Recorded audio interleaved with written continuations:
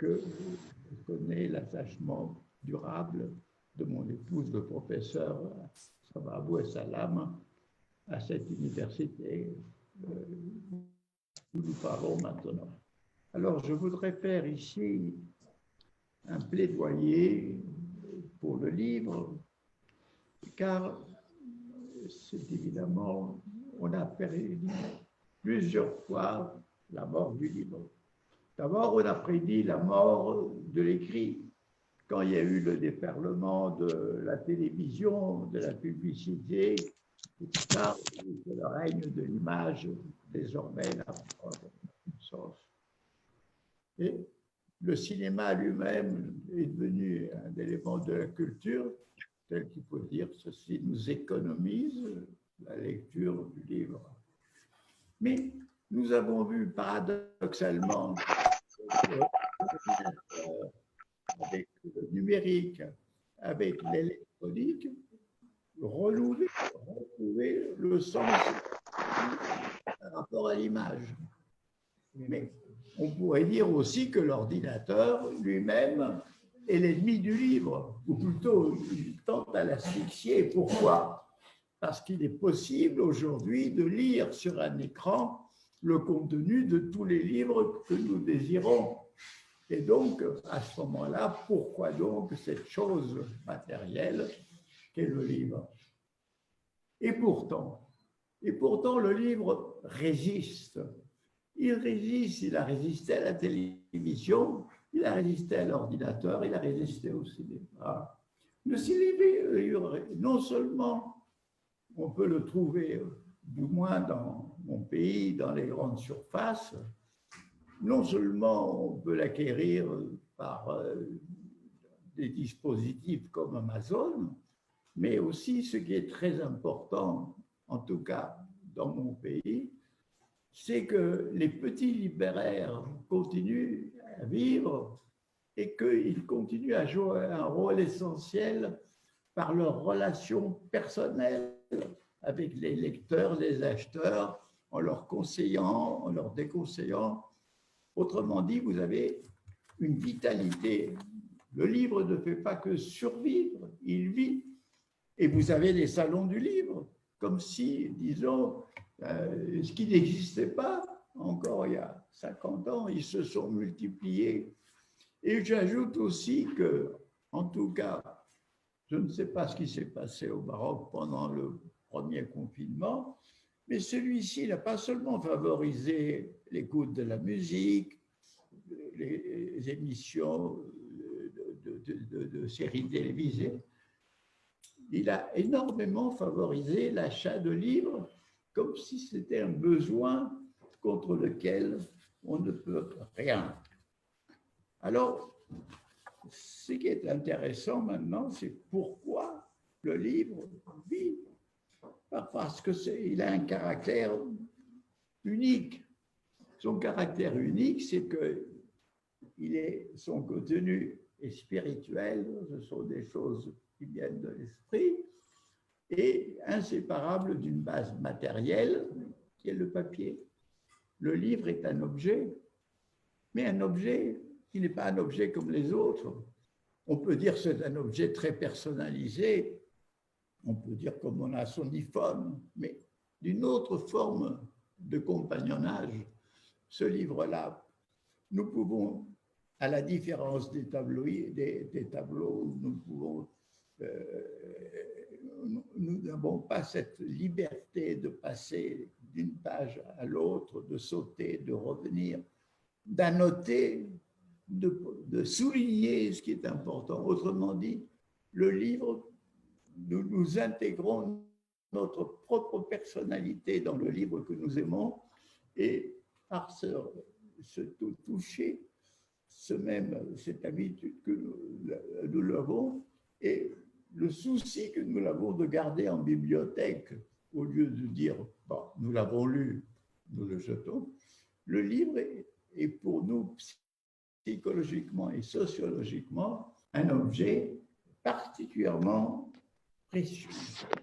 Il est, disons, cette manipulation incessante qu'il nous fait prendre, et vous savez que la main le cerveau sont profondément liés, vous avez cette chose qui nous la rend si chère.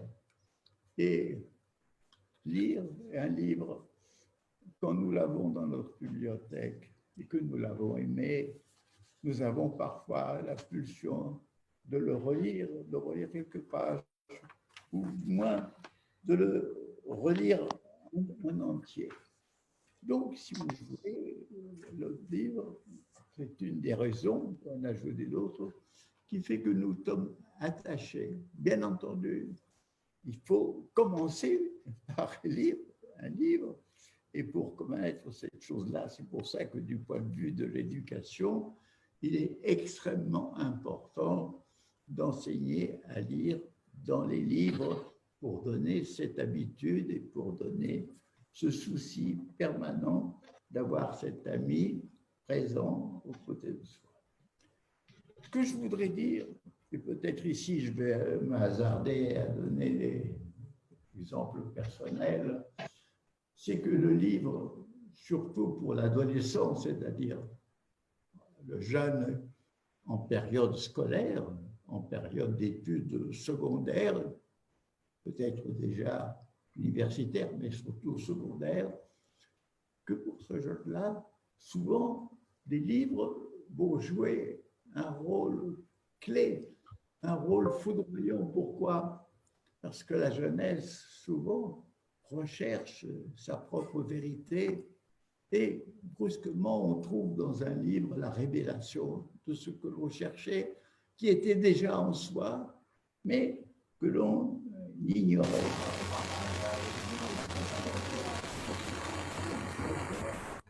J'ai découvert un auteur français aujourd'hui oublié, il s'appelait Anatole France, et dont les ouvrages romanesques témoignaient toujours d'un scepticisme aimable. Et ça m'a beaucoup influencé. Il m'a appris à douter bien entendu de tout, mais à douter du doute aussi, parce que quand on doute, il faut douter de la pertinence de tous les doutes. Mais il m'a appris ceci, mais presque aussitôt après, j'ai eu une autre lecture fulgurante qui fut celle de Crime et Châtiment de Fyodor Dostoïevski, le grand écrivain russe. Et celui-ci m'a enseigné quand même deux choses. La première, c'est la compassion pour les humbles, pour les malheureux, pour les humiliés. Et la deuxième, c'est la complexité humaine à travers des personnages qui ne sont pas comme nous tous, mais qui ne sont pas d'une seule pièce, qui ne sont pas monolithiques, qui ont des aspects contradictoires dont il a dû si bien rendre compte. Et puis, pour parler d'autres auteurs, toujours de moi-même, pourquoi la lecture de Montaigne fut aussi décisive. Il a écrit une seule phrase qui fonde l'humanisme. Il a dit, pour moi, tout homme est mon compatriote. Et avec cette petite phrase, je crois qu'il a tout dit sur le caractère de tout ce qui nous lie, humains de toute culture, de toute nation et de tout pays. Et puis pour moi, je dois dire que la lecture, plus elle était étendue, plus je voyais des choses qui apparemment étaient contradictoires, et plus il me semblait en même temps nécessaire l'une et l'autre. Par exemple, Voltaire, son côté critique, ironique, rationaliste. Et de l'autre côté, Rousseau, avec son côté sentimental, son amour de la nature, son souci du bonheur humain. Et pour moi, ces deux auteurs qui se combattaient sont complémentaires, comme pour moi, par la suite, disons, les Lumières, c'est-à-dire la rationalité, est complémentaire au romantisme qui est arrivé au siècle suivant et qui, lui, c'est l'émotion, c'est la passion. Et pour moi, et je pense que c'est un problème éducatif très, très important, il faut enseigner aux enfants à pouvoir lier inséparablement la raison et la passion, parce que la passion, sans la raison, s'égare et devient délire, mais que la raison froide et glacée est inhumaine, c'est la raison des chiffres, des statistiques, et oublie que nous sommes des êtres de souffrance ou de bonheur. Donc, si vous voulez, c'est à travers ces auteurs que l'on peut commencer à se faire une idée, un sentiment profond de l'humanité.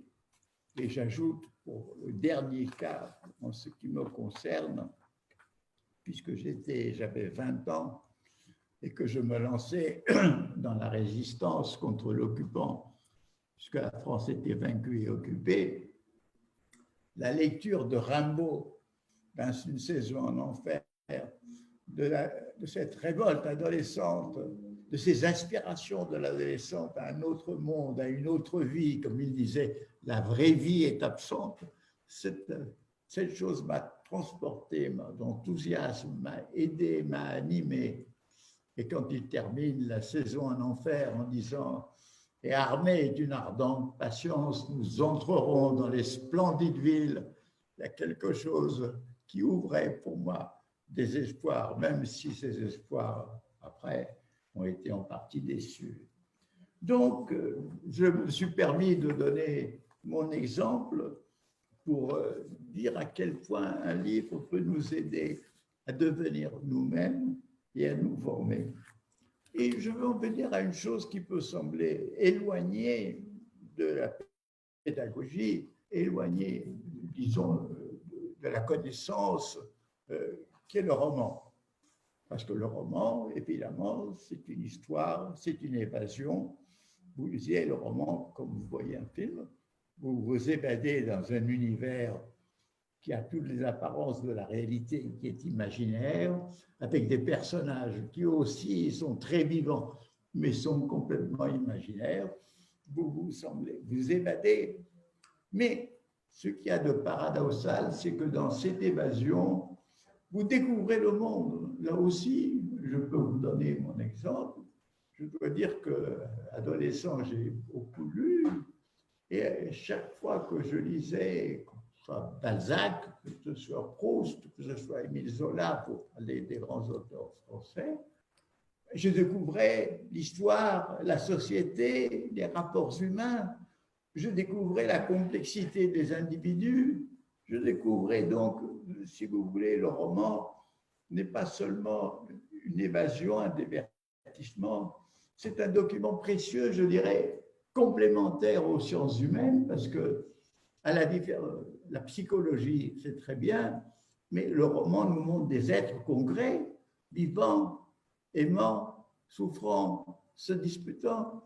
Nous voyons dans leurs relations sociales, dans leur milieu, dans leur environnement, dans leur période historique, nous voyons tout ça, alors qu'à l'université, nous séparons ces choses, la psychologie, l'histoire, la sociologie, etc.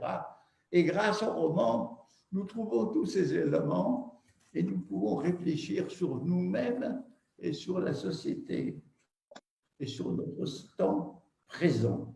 Donc, je dirais que le roman est une contribution essentielle à la connaissance et à la formation.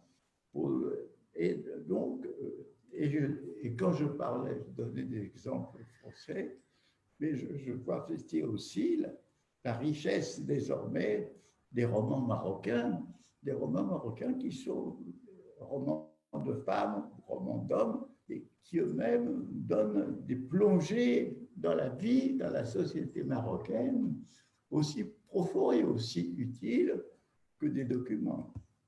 Donc, ce plaidoyer pour le roman et pour insister sur son rôle formateur et éducatif. Alors, j'en viens au livre universitaire, bien entendu, puisque sans faux, c'est tout ce que nous faisons est centré sur cette finalité de la défense et l'illustration du livre universitaire. Alors, je crois que là aussi, il faut penser que les livres scientifiques sont évidemment des compléments nécessaires qui permettent la réflexion de l'étudiant, de l'élève, après le cours, qui permettent de prolonger, qui permettent, autrement dit, le cours donne le temps de la réflexivité. Mais ce qui est très intéressant aussi, c'est le livre d'histoire. Ce sont les manuels d'histoire. Je ne connais pas très bien vos manuels, mais je sais que ce qui est très important, c'est que tout d'abord, ils permettent aux jeunes, aux adolescents, de s'incorporer leur propre identité nationale à travers leur histoire. Et au Maroc, c'est d'autant plus intéressant que le Maroc est une nation qui n'est pas une nation récente, ce n'est pas une nation qui s'est fabriquée par la décolonisation, c'est une nation qui a des siècles et des siècles derrière elle. C'est une nation qui a une histoire extrêmement riche, comme toute grande nation, avec ses moments admirables et ses moments petits. Et c'est une histoire civilisatrice aussi extraordinaire, à travers, disons, les relations qui se sont tissées entre arabes, berbères, musulmans, juifs, et surtout à travers cette chose qui est profondément marocaine, qui sont les siècles de Andalousie, dans laquelle une civilisation s'est véritablement épanouie. Donc, je pense que c'est très utile, surtout dans notre époque où l'on vit dans l'immédiat, où l'on ignore souvent les événements d'il y a 20 ans. Je pense qu'il est capital de faire cette immersion dans l'histoire, et dans l'histoire évidemment de son pays. Mais l'histoire de son pays ne peut pas être isolée, bien entendu. Elle ne peut pas être isolée, dans votre cas, du Maghreb, du monde arabe, de la conquête islamique. Elle ne peut pas être isolée aussi de l'histoire mondiale. La colonisation, elle a pesé aussi sur le Maroc, évidemment, à partir du début du XXe siècle, sous la forme la moins atroce, qui est le protectorat, alors que l'Algérie a connu bien pire. Mais et désormais aussi, le Maroc fait partie de la mondialisation. Cela a commencé aussi les premiers comptoirs portugais qui se sont installés à Essaouira, sur la côte marocaine. Le Maroc est présent dans les... Donc, et je pense que désormais, avec la mondialisation, celle-ci, si incomplète soit-elle, et quand même nous donne une conscience que nous sommes tous désormais dans une aventure humaine commune, dans laquelle il y a évidemment l'originalité, la spécificité de sa nation, mais en même temps la communauté de destin de tous les êtres humains. Et pour en terminer avec le livre universitaire, je pense que les livres de philosophie sont eux-mêmes très importants, car vous êtes ici au carrefour quand même de deux univers philosophiques qui se sont déjà rejoints. C'est-à-dire que déjà, dans le passé, ce sont des traducteurs syriaques, qui ont traduit les philosophes grecs en langue arabe. Et les philosophes arabes, Avicenne, Averroès, eux-mêmes sont arrivés en Occident à travers justement le Maroc et les Andalousies et l'Espagne. Donc, si vous voulez, cette symbiose entre de civilisation et de culture est très riche, et c'est aujourd'hui où on a besoin que les cultures se comprennent les unes les autres.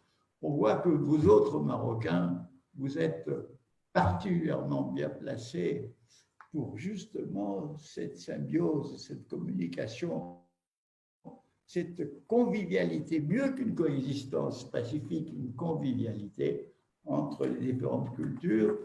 Et je pense que la philosophie, les ouvrages de philosophie universitaire que je ne connais pas, devrait insister sur cet écuménisme qui se trouve ici, chez vous, et qui est à développer. Alors, je reviens au livre. Je reviens au livre en disant, il y a quelque chose de très beau dans le livre, c'est la relecture. C'est le livre compagnon de vie, ami présent dans ma bibliothèque. Je le reprends. Et quand j'ai envie de relire, je relis mon philosophe favori, qui est le vieil Héraclite. Je relis Pascal, qui a le sens des contradictions humaines. Je relis Tolstoï, je relis Dostoïevski, je relis. Et je pense que relire nous fait découvrir sous un nouvel aspect le livre qu'on a lu une fois. Chaque relecture nous enrichit. Nous sommes différents. Parce que, je vais vous dire une chose, l'auteur d'un livre, vous allez me dire, ben, évidemment, c'est celui qui l'a écrit. Il n'est pas tout seul. Il y a un deuxième auteur.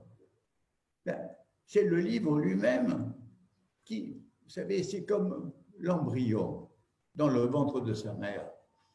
Ce n'est pas sa mère qui l'a fabriqué, hein, mais c'est sa mère qui l'a nourri. Et l'embryon, il se développe tout seul, mais grâce, bien entendu, à sa mère. Et le livre, c'est ça. Il commence à vivre tout seul et il commence à exiger de son auteur, aide-moi, nourris-moi, développe-moi. Le livre lui-même est son propre auteur en même temps que l'auteur du livre. Alors, mais il y a aussi un autre auteur, c'est évidemment la culture dans laquelle écrit l'écrivain qui a fait ce livre, que ce soit de philosophie, que ce soit de roman. Cette culture est présente avec son langage, ses mœurs, elle ne peut pas. Don Quichotte, par exemple, est d'un siècle, Shakespeare est d'un siècle, et en même temps, évidemment, ils sont universels. Et je veux dire qu'il y a la culture et les préoccupations d'un siècle qui sont là. Mais j'ajoute aussi qu'il y a un dernier auteur, et le dernier auteur, c'est le lecteur. Pourquoi? Parce que quand vous avez un livre qu'on ne lit pas, les lettres, ce sont des signes morts, il est mort, et quand vous avez le lecteur, vous le ressuscitez, les signes deviennent des lettres qui ont un sens, les mots se joignent aux mots, les phrases, vous commencez à en comprendre et vous entrez dans le livre. Si vous n'êtes pas là, le livre meurt. Donc, le lecteur est aussi co-auteur du livre. Alors, il faut penser à toute cette richesse que contient le livre. Alors, maintenant, je vais terminer. Il y a d'abord, si vous voulez, j'ai parlé au début des médias, de la télévision, mais je veux revenir à quelque chose de plus antérieur et de plus préliminaire, qui est la relation orale-écrit. Alors, dans cette relation écrit-orale, il est certain qu'il y a une complémentarité extrêmement grande. L'oral du professeur, du conférencier, évidemment, est nécessaire, mais non moins nécessaire, et l'écrit du livre ou le même l'écrit des notes que l'on a prises.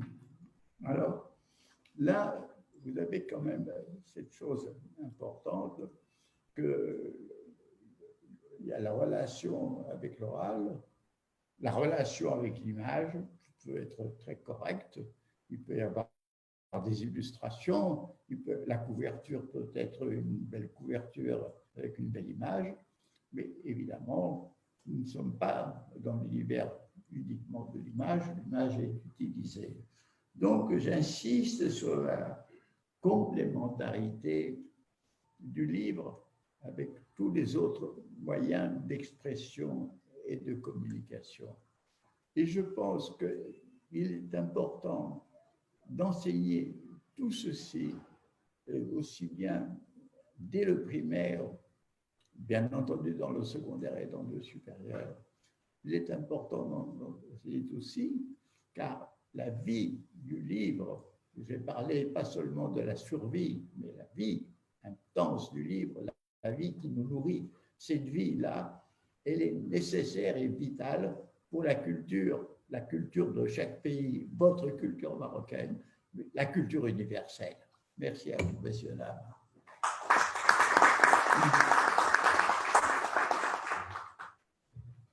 Merci, professeur Morin.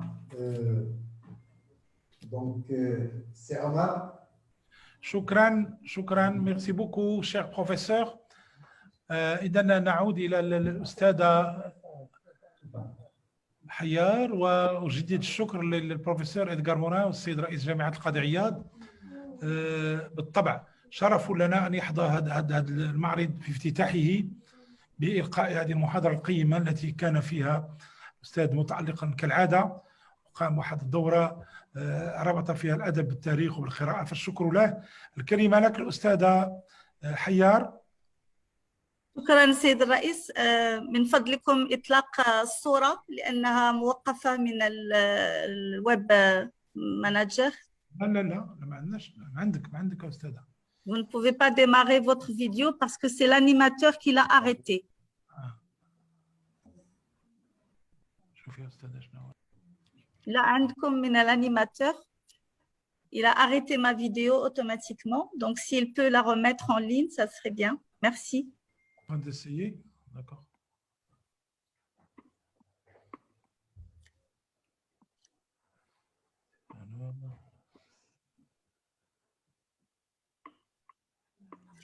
Non.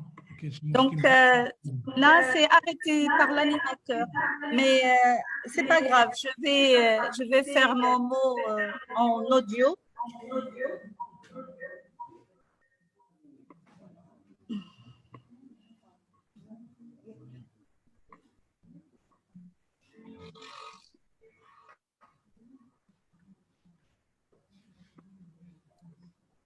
Très bien. Okay. Monsieur le ministre de l'Éducation nationale, formation professionnelle, enseignement supérieur, recherche scientifique. Monsieur le ministre. أحيانا هناك عندك ليكو كثير كما في هذيك البلاصه، يمكن تخرجي وتعاودي تدخلي الليط. عندك الكاميرا ما خداماش وعندك ليكو. أستاذ أنا ما عنديش ليكو باسكو من عندكم تيبان يمكن. واخا أنا غادي نحاول بطريقة أخرى.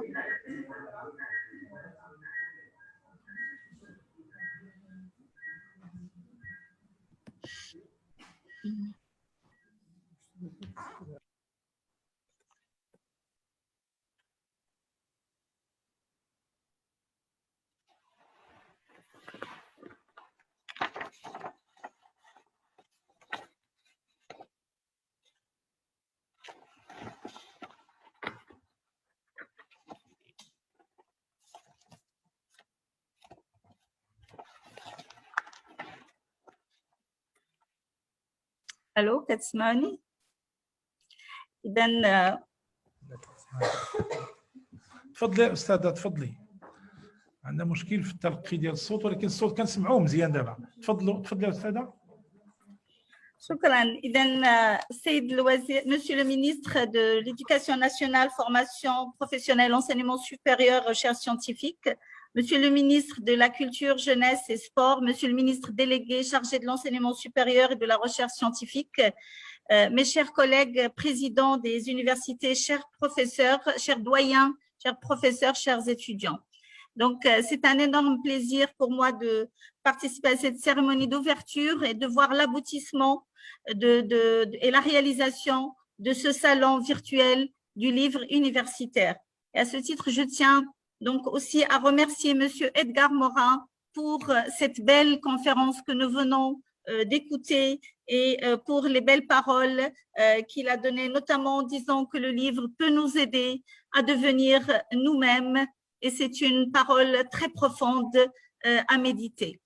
Donc, je tiens à féliciter et à remercier le réseau des facultés des lettres et sciences humaines et des facultés de l'enseignement traditionnel et des facultés polydisciplinaires dans sa dimension des sciences humaines pour leur contribution et implication très importante dans l'organisation de ce salon et dans le programme scientifique. Et je tiens tout particulièrement à féliciter et à remercier professeur monsieur le doyen Ibn Farouk, doyen de la faculté des lettres et sciences humaines donc de Mohammedia à l'université Hassan II de Casablanca, et professeur Jayid, donc doyen de la faculté des lettres et des arts et sciences humaines de l'université Ibn Zohr, ainsi que tous les doyens des facultés, du réseau des facultés des lettres et sciences humaines et enseignement traditionnel pour leur implication, pour proposer des tables rondes très intéressantes et très innovantes. Nous allons justement avoir le plaisir et l'honneur d'écouter donc une table ronde ce soir de la faculté des lettres et sciences humaines de Mohammedia de l'université Hassan II de Casablanca qui s'intitule Langue et recherche scientifique. Ensuite, 11 autres tables qui sont les sciences humaines et développement, l'édition en sciences humaines au Maroc, la recherche en sciences humaines, la création et la recherche scientifique, les nouveaux rapports au service, les nouveaux rapports au savoir à l'ère du numérique, la santé dans le prisme des sciences humaines, les pandémies entre sciences dures et sciences humaines et sociales, les sciences humaines et sciences dures, quelle convergence interdisciplinaire, le e-learning et l'innovation pédagogique donc à l'université marocaine. Et donc à ce titre, je tiens à féliciter encore une fois les doyens de la du réseau pour toutes ces tables rondes et parce que en plus d'avoir donc proposé ces tables rondes sous ce format digital, en plus de leurs efforts qui ont permis de réussir le basculement vers l'enseignement en ligne, il faut savoir quand même que c'est une technique qui est hors de leur champ disciplinaire et pourtant donc ils ont adopté cette approche digitale, je dirais même la transformation digitale dans leur mode d'enseignement, télétravail et activités de recherche et notamment en organisant des festivals et de grands événements comme le Festival international du théâtre universitaire et bien d'autres. Donc, le digital va devenir dans notre réseau des sciences humaines et faculté de l'enseignement traditionnel un outil incontournable pour améliorer la qualité de l'enseignement et aussi pour apporter d'autres outils qui vont permettre, et j'en suis sûre, une révolution dans nos modes d'usage et dans nos modes d'apprentissage, notamment grâce à l'intelligence artificielle. Aujourd'hui, une implication très forte de notre réseau dans cette première édition du salon virtuel du livre universitaire. Et en plus des tables rondes que je viens de citer, plusieurs activités sont proposées dans les facultés des lettres et sciences humaines, donc au niveau des facultés, plus un concours de lecture en collaboration avec le réseau des lectures au niveau national et qui permet d'impliquer aussi nos étudiants dans ce bel événement qui est le salon virtuel du livre universitaire. Pour terminer, je ne manquerai pas de féliciter les lauréats de nos facultés des lettres et sciences humaines qui ont brillé cette année. Monsieur le ministre les a cités, que ce soit au niveau du prix du Maroc du livre ou que ce soit au niveau d'événements internationaux. Encore une fois, merci à tous ceux qui ont contribué à la réussite de cet événement. Merci à nos doyens des facultés des lettres et sciences humaines et des facultés de l'enseignement théologique et aussi des facultés polydisciplinaires pour leur implication dans la réussite de cet événement. Je vous remercie. شكرا السيدة الرئيسة، شكرا.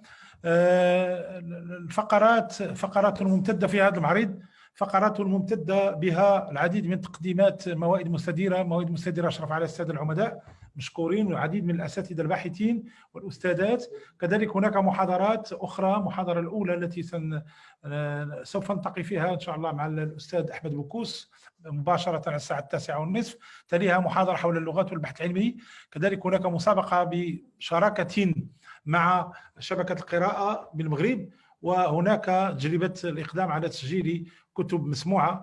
المعرض الافتراضي وكذلك كتب سنقدمها في صفحة المعرض، هي صفحة المعرض الافتراضي للكتاب الجامعي على الفيسبوك، وفي موقعه المعرض سيمكننا كذلك من التعرف على العديد من المنشورات الرقمية وغير الرقمية، والعديد من الوجوه التي ساهمت في إخراج الوجود. شكرا لكم، وموعدنا إن شاء الله الساعة 9:30 مع محاضرة الأستاذ أحمد بوكوس عميد المعهد الملكي للثقافة الأمازيغية. شكرا لكل من ساهم في إنجاح هذا اللقاء. نعتذر عن بعض الأخطاء التقنية التي تخللت هذا البداية، وإلى اللقاء على الساعة 9:30 مع محاضرة الأستاذ أحمد بوكوس.